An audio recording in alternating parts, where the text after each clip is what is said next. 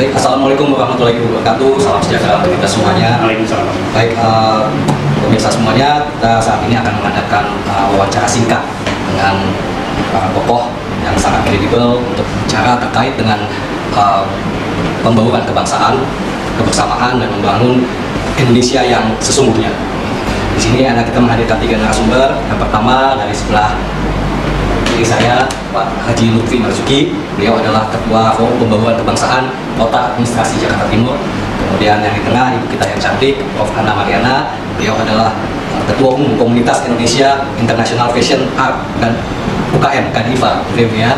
Kemudian yang paling tinggi sebelah kiri adalah Pak Zulfikar, Haji Zulfikar. Beliau adalah Ketua Forum Komunikasi Anjungan Daerah di Taman Mini Indonesia Indah. Pak Lutfi sendiri, atau komitmen dari FPK sendiri terkait sama implementasi dari budaya itu sendiri, implementasi dari pembauran itu sendiri, konteks budaya itu mungkin bisa. Kembali tentang budaya tadi saya bilang, bagaimana sih FPK berusaha atau berjuang bagaimana FPK ini tetap ada pembauran, jadi pembauran itu dari suku bangsa kita ini, kita ambil dari segi budaya. Nah, kita tidak bisa ambil dari segi agama untuk berbaur, karena kita tetap berpegang teguh masing-masing tentang itu. Dari segi budayanya itu yang kita sebagai anak bangsa, yang saya melihat bisa berkolaborasi. Artinya bisa kerjasama di situ tadi dengan kegiatan-kegiatan kebudayaan itu sangat mudah. Plannya untuk mempererat bangsa ini, kita sebagai anak bangsa, yang saya baru ambil itu dalam pikir saya dengan budaya itu, karena dengan budaya kita merasa satu sebagai anak bangsa tadi. Ini saudara kita berpikir tentang kebinekaan tunggal ika gitu ya, berbeda-beda tetap sama. Kita dengan budayaan tadi, mudah-mudahan kita merasa menjadi satu bangsa, karena nilai-nilai kebangsaan ini, kebangsaan itu sudah mulai mudah. Gaungkan kebinekaan kita gaungkan lagi kebersamaan kita, jadinya konflik horizontal antara suku bangsa kita khususnya di Jakarta ini. Ya memang itu sudah mulai kenal, dan tambah lagi ada orang lain, ada dari bangsa lain yang tidak menginginkan kita bersatu. Dan disitulah kita sebagai anak bangsa harus sadar betul bahwa ini negara kita, orang tua kita, leluhur kita yang telah membangun ini negara yang begitu besar, sebagai bangsa yang besar. Disitulah jiwa kebersamaan kita, jiwa bangsa kita harus timbul terus, dan ini harus dibangunkan terus. Ketika kita lalai bahwa sebenarnya negara ini banyak orang yang menginginkan, dari sumber daya alamnya, wilayahnya, semua ingin berebut. Karena negara Indonesia ini seperti kalau kita lihat seperti pengantin, begitu cantik, begitu indah, dan begitu luar biasa. Termasuk mengklaim tenun songket. Nah itu kadang-kadang juga tadi kan kita bicara tentang Bu Adam, bahwa mengklaim bahwa produk kita itu kadang tadi kelemahan kita sebagai, ya mohon maaf juga, mungkin pemerintah kita juga lalai kali itu melindungi apa yang kita punya. Ini harus kita jaga betul. Artinya kita mendorong pemerintah untuk melindungi apa yang kita punya, supaya jangan nanti orang ambil patenkan itu kita sudah tidak bisa apa. Tempe sudah diambil, tenun atau terus juga batik yang kita klaimnya kita nggak bisa buat apa. Disitulah kita menuntut juga mungkin berharap kepada pemerintah mendapat perlakuan khusus tentang itu. Tentang tadi yang kita mulai lagi tentang bahwa mudah-mudahan forum kebangsaan yang dibentuk sama pemerintah ini bisa membantu pemerintah untuk mempererat rasa kebangsaan. Izin ini kami tanyakan terkait dengan bagaimana Pak dari Vokat ini sendiri mencoba mengapresiasi dan mengimplementasikan dari pembauran kebangsaan itu sendiri dalam konteks anjungan di Taman Mini Indonesia. Forum Anjungan Daerah Taman Mini Indonesia Indah memang perannya saat ini adalah sebuah forum untuk mengkomunikasikan dalam rangka memberikan beberapa pencerahan terkait anjungan fungsinya, kemudian terkait berbagai macam bentuk adanya anjungan daerah se-Indonesia yang berbagai macam bentuk budaya, kemudian bahasa, jenis fashion, makanan, dan sebagainya. Dan itu semua adalah peran anjungan secara lebih dalam. Kemudian untuk mengakomodasikan semua itu, bahwa forum anjungan daerah membangun sebuah kolaborasi dengan antar anjungan, antar wilayah, kemudian antar daerah, kemudian anjungan bersama mitra kerja Taman ini, kemudian anjungan bersama organisasi yang satu profesi, antara lain adalah Forum Pembauran Kebangsaan. Itu semua dalam rangka disatukan dalam sebuah kekuatan untuk memajukan budaya bangsa, sehingga budaya bangsa itu benar-benar diperankan oleh semua manusia, semua wilayah, semua organisasi, dan semua komunitas yang menjadi tanggung jawabnya. Itu cara untuk mengkolaborasikan. Kemudian lebih besar lagi ketika kita untuk mengkolaborasikan peran anjungan sebagai etalase budaya, yang di dalamnya itu adalah salah satunya songket dan tenun. Yang memberi peran penting dalam hal ini, kita berkolaborasi dengan Kadipa. Kadipa sebagai komunitas yang fokus kepada tenun dan songket untuk memberdayakan seluruh Anjungan sebagai etalase budaya khusus songket dan tenun daerah. Sehingga 34 provinsi saat ini yang nanti menjadi 37 provinsi, adanya sebuah dinamika bentuk dan warna, jenis dan berbagai macam bentuk perbedaan tampil di Taman Mini Indonesia Indah. Gunanya apa? Supaya publik lebih tahu bahwa Anjungan daerah Taman Mini Indonesia Indah itu benar-benar punya etalase budaya yang sangat komprehensif terhadap keperbedaan suku dan budaya bahasa yang ada di Indonesia. Oleh karena itu pantas kalau Taman Mini itu berfungsi sebagai persatuan bangsa. Saya mau persatukan bangsa di seluruh wilayah Republik Indonesia ini. Itu dia. Oke, baik, ini sesuatu yang menarik ya, tadi Pak Jul sempat sampaikan gitu, terkait ternyata songket dan tenun itu bisa menjadi sebuah pemersatu. Ya. Nah, ini mungkin lebih pas Prof. Ana Mariana bisa bicara bagaimana sih Bu dalam konteks Indonesia ini sendiri peran daripada tenun dan songket bisa dimainkan. Oh ya, sebagai informasi sedikit, Prof. Ana ini adalah inisiator ya dari Hari Tenun Indonesia. Ya, terima kasih atas waktunya.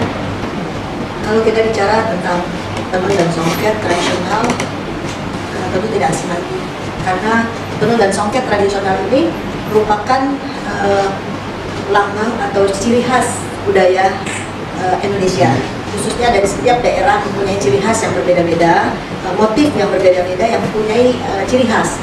Nah, inilah yang salah satunya budaya kita inilah yang merajut persatuan dan kesatuan, kemudian terbalut dalam sebuah busana adat yang menjadi salah satu ciri khas budaya bangsa. Busana adat kita setiap daerah yang berbalut tenun dan songket yang kemudian menjadi sebuah lambang atau simbol kebinekaan Tunggal Ika, yaitu berbeda-beda suku, bahasa, adat dan budayanya.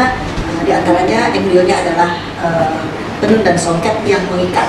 Jadi setiap helai kain atau desain motif yang berkembang di setiap daerah tentu mempunyai syarat dengan makna dan filosofi dari masing-masing. Ini peran yang kita perlu edukasi kepada masyarakat yang selalu saya tekankan, khususnya juga di Anjungan ini tidak hanya menjadi pusat etalase ya Pak. Tentu etalase ini penting ya kita untuk memperlihatkan contoh keberagaman ya dari berbagai macam motif-motif tenun yang bisa dipromosikan atau bisa diperlihatkan pada seluruh masyarakat yang hadir atau yang datang berkunjung.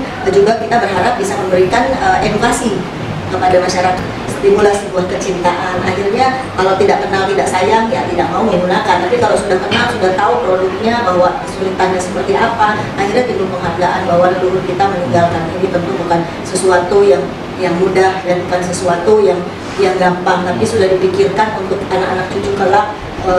Ya sampai saat ini yang sudah ratusan tahun bahkan sudah ribuan tahun ini secara turun-temurun masih dipertahankan, dan ini satu-satunya juga yang membawa nama baik Indonesia melalui budaya ini di kancah. Nah, tenun dan songket inilah satu-satunya yang mempersatukan, dan karena ada di setiap daerah baik provinsi maupun kabupaten itu komplit ada semua.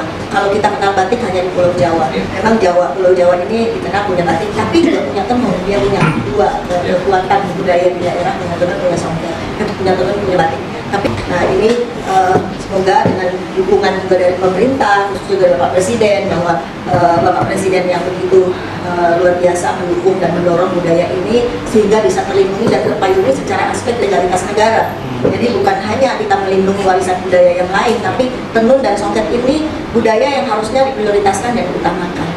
Tenun dan songket ini belum pernah kita sadari bahwa belum pernah ada payung hukumnya. Nah, saya selaku inisiator bersama kementerian yang mendukung yang terkait juga bersama-sama dengan Kadipa dengan komunitas mendukung pemerintah agar bisa simultan bersinergi bersama-sama memperjuangkan, menjaga, melestarikan warisan budaya ini, sehingga alhamdulillah Kepres Hari Tenun Songket Nasional 7 September insya Allah tahun ini akan dideklarasikan Presiden. Karena kalau kita dorong pengembangannya industrinya saja tapi tidak ada daya belinya, ini juga akan menjadi problem.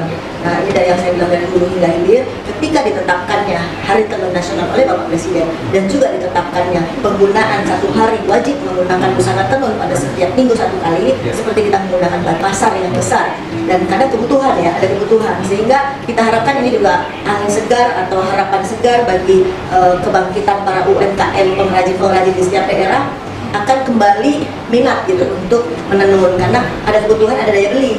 Nah, ketika dampak dari seremoni ini atau penetapan Hari Tenun Nasional ini akan berdampak pada sektor industri dan ekonomi masyarakat juga akan pasti akan berkembang ya. Kemudian alhamdulillah juga kita Kadifah diberikan kepercayaan oleh Kemendagri untuk membantu bersama-sama merumuskan atau merubah Kepmen yang sudah pernah ada, yang Kepmen nomor 11 tahun 2020 yang kita ketahui bahwa sebetulnya sudah ada payung hukum yang mewajibkan untuk menggunakan busana tradisional kita, tapi digabung rupanya kan hari penggunaan setiap Jumat batik atau tenun atau adat. Jadi bingung kita pakai apa nih jadinya gitu kan. Jadi yang gampang akhirnya pakai batik aja, itu tentunya tertinggal. Nah, adatnya kalau busana adat memang sudah disediakan dengan Kementerian atau dari Kemendagri sudah ada hari khusus menggunakan tenun yang kemarin disepakati sementara bukan sementara ya, atas arahan Bapak Wakil Pak Menteri, Pak Sekjen,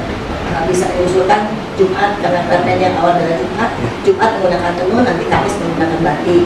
Nah, kalau ada harinya masing-masing, maka dua ini merupakan ciri khas kita. Batik juga punya kita, warisan budaya leluhur kita, walaupun juga dikembangkan di Pulau Jawa, tapi kita berharap bisa dikembangkan secara inovasi. Hari batik kan ada 2 Oktober banyak. Kita harapkan juga pada tenun dan songket juga demikian. Ketika nanti ada harinya, maka semua lapisan masyarakat kita harapkan bukan hanya ASN saja, tapi juga pegawai swasta, sekolah dari tingkat dasar sampai tingkat perguruan tinggi juga wajib menggunakan, sehingga ini semua serempak. Ini harapkan seperti itu, tapi implementasi lain seperti kita akan dorong kementerian melalui kementerian dari tingkat pusat regulasinya bagaimana tenun ini bisa kembali ke kurikulum sekolah pendidikan ya, karena kalau tidak dikenalkan sejak dari sekolah dasar generasi milenial. Nah, juga kita dorong nanti kementerian melalui kebijakan tadi pariwisata, jadi bisa didukung pariwisata, bisa membuat standarisasi sentra pariwisata, kunjungan tenun-tenun, sentra tenun ini bisa diperluas, dibuat standarisasi yang baik sehingga bisa menjadi pusat edukasi, pusat di mana tempat membeli, di mana tempat mengetahui tenun-tenun. Di Jakarta kalau orang mau cari tenun atau songketnya daerah lain tidak perlu ke sana, mungkin bisa diwakili di daerah, bisa Anjungan aja, tinggal Anjungan, tinggal bisa dapat di Anjungan. Nah, juga bisa mendapat produk fashionnya di samping tenun, songketnya, kainnya juga bisa dapat, busana adat, bisa dapat kerajinan-kerajinan lain dan sebagainya, kearifan lokal sifatnya ya, etalasenya yang berstandar baik.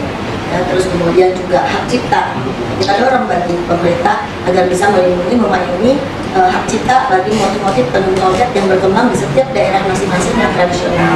Nah, ketika sudah dipayungi, sudah dilindungi secara hak cipta, maka tidak akan lagi ada keributan, kecemburuan sosial antara pengrajin tradisional dengan pengrajin mesin. Nah, ini yang terjadi saling benturan di daerah ini dari masa ke masa bertahun-tahun. Inilah menjadi problem yang tidak bisa terpecahkan, sehingga yang kalah itu tradisional. Yang tradisional mudah patah hati, mudah patah semangat, karena begitu dia membuat motif, membuat tenun jadi selama sekian bulan lamanya, begitu jadi satu, pengusaha mesin sudah mengerjakan beribu-ribuan dia, tapi pengrajin hanya dapat 1 lembar kain dengan menunggu berbulan-bulan dengan uang yang 10 juta kalau itu yang sudah terbaik bagus, atau juga 3 juta rupiah harus menunggu. Habis itu motifnya sudah ditembak dengan pengusaha mesin tadi yang kita dorong bersama-sama. Kalau sudah dipayungi dan difasilitasi oleh pemerintah daerah, pengrajin ini akan aman. Karena pengrajin ini yang menjadi masalah adalah bagaimana bisa menghakikan kalau dia tidak memiliki uang, ya, jadi tidak cukup uang diselesaikan.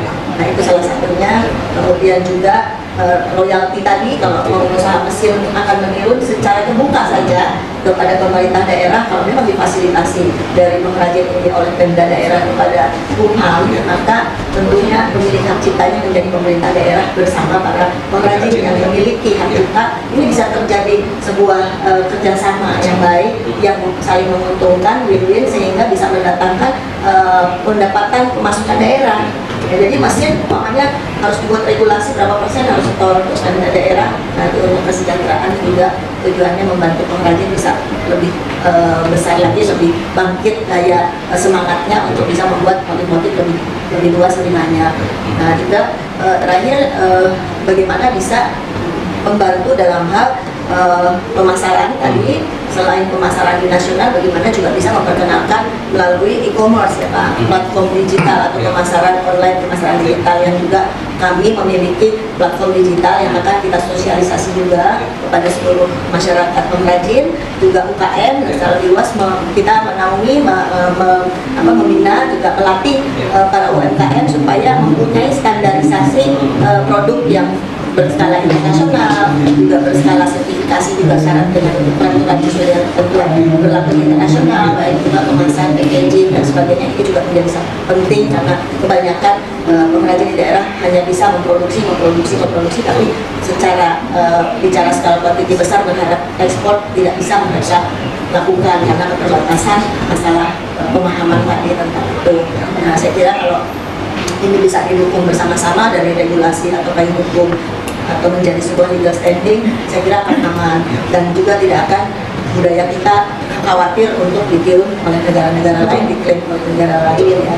Itu tujuannya sebetulnya. Kita bersyukur bahwa pemerintahan ini cepat tanggap dan cepat reaktif dan juga sekarang ini lebih digalakkan kecintaan atau menggunakan produk dalam negeri, bangga untuk menggunakan budaya dalam negeri, belanja bahkan produk dalam wisata di dalam negeri, sehingga ekonominya tidak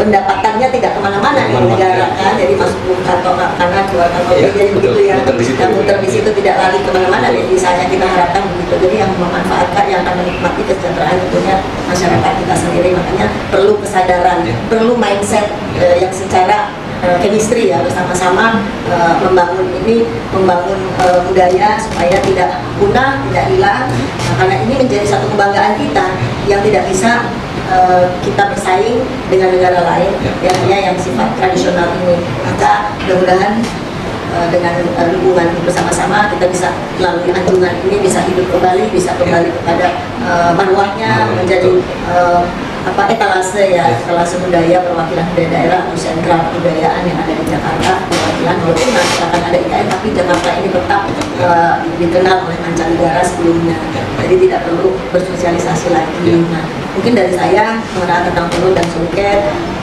demikian. Terima kasih Prof. Ini sebelum ini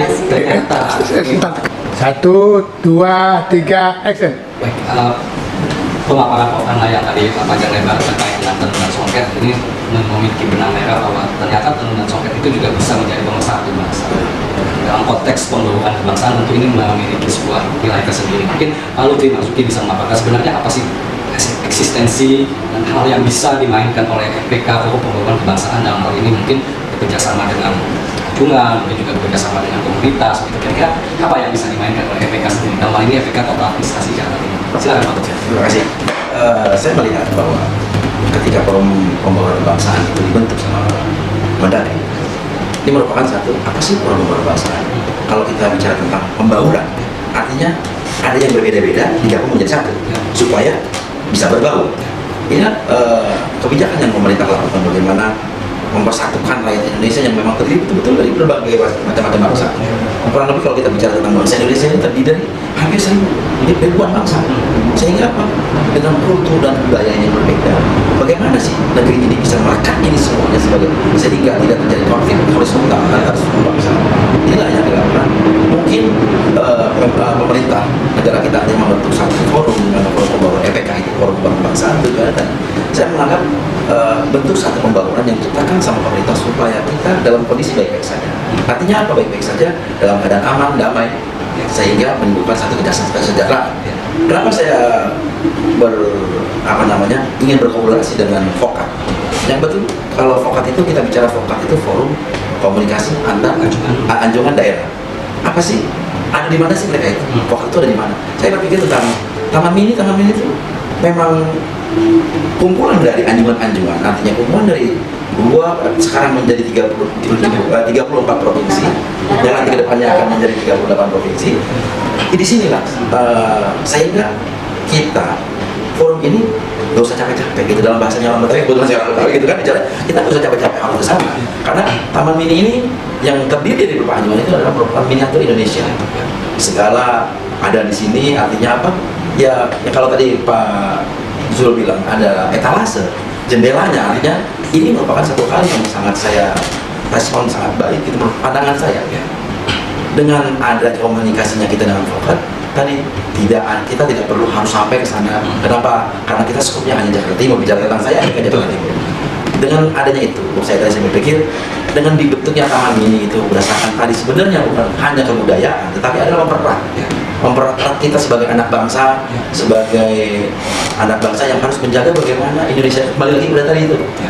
Saya mengambil satu sisi dari Taman Mini dengan vokatnya, artinya setiap bangsa, setiap suku pasti mempunyai budaya dan karakter yang berbeda. Saya mau ambil dari sisi itu, saya ambil tentang berbaurnya kebudayaan lokal, artinya kita cukup Jakarta Timur, lokal budaya Jakarta, khususnya kaum Betawi tadi. Bagaimana bisa kaum Betawi ini bisa bekerja sama dengan etnis-etnis tadi yang ada 30, kedepannya menjadi 38 tadi. Itulah, ini bagaimana supaya kita dipererat dengan bahwa kita ada di bawah naungan negara kesatuan Republik Indonesia, sehingga kita tidak bercerai-berai. Kenapa seperti itu? Sesuai dengan saya, kenapa saya kalau bicara dalam pembukaan sebagai forum kebangsaan, saya selalu bacakan ayat, selalu watasimu bihablillah jami'a wala tafarraqu. Itu kalimat persatuan. Al-Quran sudah mengajarkan kita, orang muslim sudah diajarkan sama sang Khalik bahwa janganlah kamu bercerai-berai. Tujuannya apa? Seperti kayak tadi kesannya apa yang disampaikan Bu Ana ketika di forum tadi, bahwa kita itu seperti tenunan. Saat tenunan itu bagiannya dari satu helai benar, sehingga dirajut sehingga menghasilkan satu bahan. Itulah seperti halnya Indonesia, terdiri dari suku bangsa, dirajut dengan dibalut diikat dengan negara kesatuan Republik Indonesia, terdiri dari anak-anak bangsa yang semuanya adalah warga negara Indonesia. Terciptalah aman dan damai, sehingga kita merekat di situ dengan satu balutan tadi saya bilang negara kesatuan Republik Indonesia dengan kebinekaan, karena memang kita terdiri dari berbangsa-bangsa itu yang harus kita sadari bahwa kita sebagai kalau bicara tentang FPK kita terdiri dari unsur-unsur adat tersebut. Kembali lagi tadi kepada asalnya tadi, forum pembauran punya tugas fungsi yang besar. Menurut saya bisa-bisa kita menjadi garda terdepan di dalam negeri ini. Dengan forum pembauran kebangsaan tujuannya tadi yang saya bilang, bagaimana rakyat kita, bagaimana masyarakat kita, seluruh rakyat Indonesia, kita bisa berbaur hidup berdampingan di antara etnis-etnis kita menjadi negara yang damai. Itu bisa seperti itu. Tapi poinnya juga Pak ya, mungkin kita bisa belajar tenun dan songket cukup ke Taman Mini Pak ya, depan gitu ya. Ya bisa saja. Jadi dua bapak dan ibu ini bisa sama-sama kita rangkul gitu ya, belajar tenun bisa. Ya. Taman Mini sama songket juga bisa mengunjungi anjungan gitu. Ya. Tadi saya bilang tadi bahwa Taman Mini atau anjungan yang ada di dalamnya terdapat beberapa seluruh anjungan wilayah yang ada di Indonesia mewakili yang ada di Indonesia. Setiap daerah tadi bukan hanya Jawa, Sumatera mempunyai tradisi. Tadi saya bilang ada dengan tenunnya, dengan songketnya, dengan batiknya, mereka semua punya itu. Dengan tadi yang saya bilang budaya itulah. Bagaimana EPK bisa masuk ke dalam situ untuk memperkuat bangsa. Tapi Pak Jul, sebenarnya EPK sendiri dalam konteks anjungan di Taman Mini gitu Pak, itu memang memiliki korelasi apa ya? Bagaimana menurut pandangan Pak Jul terkait itu? Ya, Taman Mini itu berdiri atas dasar kebinekaan. Jadi makanya bila orang memahami Taman Mini itu miniatur bangsa, miniatur bangsa Indonesia, maka salah satu inti dari itu semua kebinekaan. Yang berbeda itu adalah budaya. Ya. Oleh karena itu forum ini adalah forum yang berperan untuk penguatan kebinekaan, kebangsaan, dan termasuk cinta tanah air. Jadi itu sebenarnya forum ini yang dihadir Taman Mini sebenarnya rumah mereka sendiri. Cuma selama ini kan tidak pernah muncul dalam fungsi itu. Dan anjungan menganggap EPK sesuatu yang di luar itu. Padahal EPK adalah bagian yang sangat terpisahkan dari peran anjungan dan peran Taman Mini. Itu ya. Jadi istilahnya memang ke depan ini EPK bisa berkolaborasi gitu, dengan anjungan-anjungan di Taman Mini. Nah, kira-kira Pak, dalam konteks wawasan kebangsaan sendiri ini mungkin harapan Bapak sendiri terhadap EPK ini apa yang bisa disampaikan? Ya, harapan saya EPK tidak hanya peran untuk silaturahmi. Silaturahmi itu adalah membuka kata, tapi lebih dari itu adalah peran serta dan kerja nyata di dalam menguatkan seluruh anjungan daerah sebagai tawasi budaya, dan promosi budaya dan promosi potensi daerah. Dan hari ini Anjungan itu bukan hanya promosi budaya potensi daerah saja, tapi dia sebagai tempat promosi pariwisata, dia tempat investasi, dan dia tempat perdagangan. Jadi karena itu peran-peran ini kiranya FPK mengambil peran yang sangat nyata, sehingga apa yang dia lakukan bermakna bagi bangsa. Kalau kita katakan Indonesia itu adalah songket dan tenunnya dunia, jadi moto kita Indonesia songket dan tenunnya dunia. Tapi tentu Pokat sendiri juga perlu didukung lebih oleh regulasi dan sebagainya, begitu ya? Ya, tentu Pokat berjalan dengan regulasi dalam rangka membangun kemitraan kita dengan pihak manajemen, karena kita berada dalam kawasan manajemen taman ini. Maka hubungan antara pemerintah daerah yang ujungnya adalah anjungan daerah, maka hubungan itu diatur dengan regulasi oleh peraturan menteri dalam negeri nanti untuk mengatur peran-peran itu, sehingga nanti PPK ikut berkecimpung dalam perannya sebagai penguatan budaya bangsa. Mungkin sedikit lagi Bu, karena jadi Ibu, optimisme Ibu sendiri bagaimana terkait dengan tenun dan songket dalam kaitan untuk ikut serta membangun dan mempererat kesatuan dan persatuan bangsa? Mungkin bisa disampaikan. Ya, seperti yang Pak Adul sudah sampaikan, kami memang berkomitmen karena kami juga di wadah yang sama juga, punya kewajiban bersama. Beliau adalah sekjen kami di Kadifa. Kami mempunyai beban untuk bisa memajukan budaya-budaya, khususnya kami juga bergerak atau anggota-anggota kami itu di antara lain selain para desainer, pelaku usaha UMKM, juga di pengusaha yang bergerak di bidang budaya, kesenian dan sebagainya ada di dalam wadah kami, sehingga kita berharap saling menguatkan, ya, saling berkolaborasi, saling bersinergi. Tanpa itu saya kira kita tidak akan mampu untuk bisa melaksanakan memajukan budaya ini tanpa komitmen bersama, tanpa sinergi dan kebersamaan. Chemistry yang kita bangun harus sama, mindsetnya sama, sehingga tidak ada yang satu pengen budaya luar masuk ke kita supaya dikenal anak bangsa. Yang satu lagi kita berharap bahwa budaya kita ini harus lebih kuat, harus bisa dikenal seluruh lapisan masyarakat, khususnya juga generasi muda milenial yang jumlahnya juga cukup banyak saat sekarang ini. Nah, ini menjadi tanggung jawab kita bersama untuk bisa menjaga mereka tetap NKRI dengan segala kecintaan pada budayanya yang beragam ini juga tidak mudah. Kita bersaing dengan tadi gadget, dengan adanya platform digital luar negeri yang banjir di sini untuk mempromosikan pasar mereka. Nah, ini juga satu tantangan, challenge bagi kami semua yang komunitas yang bergerak di bidang pemajuan budaya, yang ingin juga bersama-sama mendorong kemajuan budaya ini bersama dengan pemerintah. Nah, kita juga harus punya komitmen dan loyalitas, ya. Jadi tidak hanya sekedar punya semangat, punya keinginan, tapi tidak memberikan contoh. Saya ingin bahwa bicara budaya kita contohkan mulai dari diri kita, sehingga tidak kita menjadi sasaran tembak bagi anak-anak kita ke depan atau masyarakat luas. Apa yang kita sampaikan seyogianya kita cerminkan pada diri kita.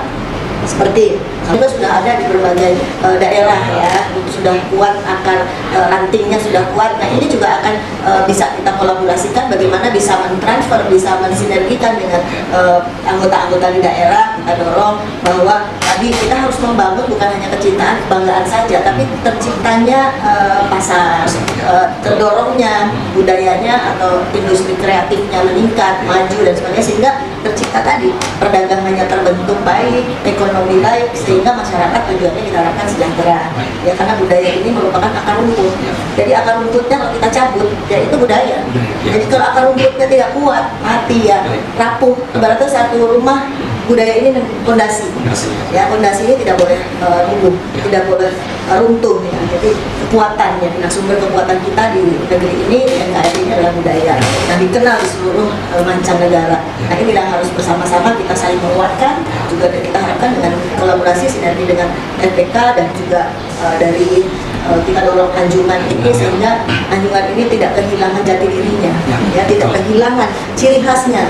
Nah, itu jadi tidak lagi kita memberikan ruang kepada produk-produk luar untuk di anjungan ini. Seyogianya demikian, karena perwakilan sentra etalase atau tadi miniatur, yang miniatur ini sebuah percontohan dari budaya-budaya yang ada. Tinggal kita kembangkan sektor industrinya, kita kembangkan menjadi sebuah perdagangan yang terciptanya jual beli di sini, sehingga meriah, ya, sehingga hidup akan hidup. Dan tentunya kita mendorong regulasi pemerintah, ya, kita bisa berjalan bersama-sama di bawah payung hukum yang kuat, yang menjadi dasar atau fondasi kita juga melangkah. Itu saya kira Saya rasa itu terakhir dari Pak Lutfi sendiri, Pak, komitmen dari EPK sendiri Pak, terkait sama implementasi dari budaya itu sendiri, implementasi dari pembauran itu sendiri, konteks budaya itu mungkin bisa. Kembali lagi tadi tentang budaya tadi saya bilang bagaimana sih EPK berusaha atau berjuang bagaimana EPK ini tetap ada pembauran itu. Tadi saya bilang kita mau ambil satu sisi dari suku bangsa kita ini, kita ambil dari segi budaya. Nah, kita tidak bisa ambil dari segi agama untuk berbaur, karena kita tetap berpegang teguh masing-masing tentang itu. Dari segi budayanya itu yang kita sebagai anak bangsa yang saya melihat bisa berkolaborasi. Artinya bisa kerjasama di situ tadi dengan kegiatan-kegiatan kebudayaan itu sangat mudah. Karena apa? Dari budaya orang Sumatera dengan orang Jawa, kalau kita melihat itu hampir sama. Kenapa? Karena tadi memang kita mungkin satu aliran darah, satu aliran yang artinya kaum turunan Melayu. Tapi juga dalam artian dengan satu sisi budaya itu kedepannya bukan hanya budaya yang kita akan kerjasamakan atau kita akan berusaha untuk bekerjasama untuk mempererat bangsa ini kita sebagai anak bangsa. Dan saya baru ambil itu dalam pikir saya dengan budaya itu, karena dengan budaya kita merasa satu sebagai anak bangsa tadi. Only kalau kita berpikir tentang bineka tunggal ika gitu ya, berbeda-beda tetap sama, itulah yang saya berpikir dari sisi budaya yang sangat mudah yang kita bisa kegiatan itu di kegiatan itu kita lakukan bersama. Dengan itu saya rasa dengan budayaan tadi mudah-mudahan kita merasa menjadi satu bangsa, karena nilai-nilai kebangsaan ini kebangsaan itu sudah mulai mudah. Gaungkanlah kebinekaan kita, gaungkan lagi kebersamaan kita supaya timbul rasa kebangsaan. Saya melihat sebagai juga orang lokal, sering terjadinya konflik horizontal antara suku bangsa kita khususnya di Jakarta ini. Ya memang itu sudah mulai kental, dan tambah lagi ada orang lain atau dari bangsa lain yang tidak menginginkan kita bersatu.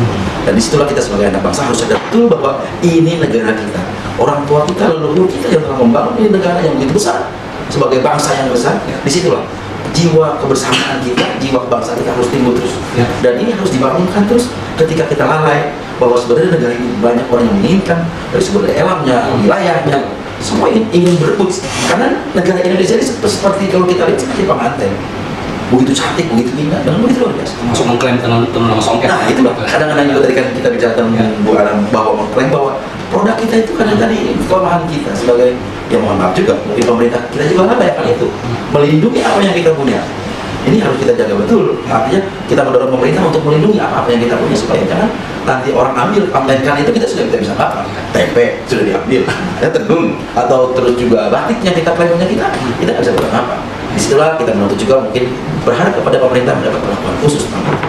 Tentang tadi yang kita kembali lagi tentang bahwa mudah-mudahan forum kebangsaan yang dibentuk sama pemerintah ini bisa membantu pemerintah untuk mempererat rasa kebangsaan kita, bagaimana negara kita yang disebut dari ujung Pulau Sumatera sampai Pulau Rote itu kan tetap bersatu sampai akhir hayat di badan kita. Jadi istilahnya EPK dalam hal ini juga siap kolaborasi saya dengan baik dengan Anjungan maupun dengan saat itu saja. Terima kasih banyak untuk waktunya. Kita sudahi acara kita perbincangan saat ini. Dari Taufik Walhidayah. Wassalamualaikum warahmatullahi wabarakatuh.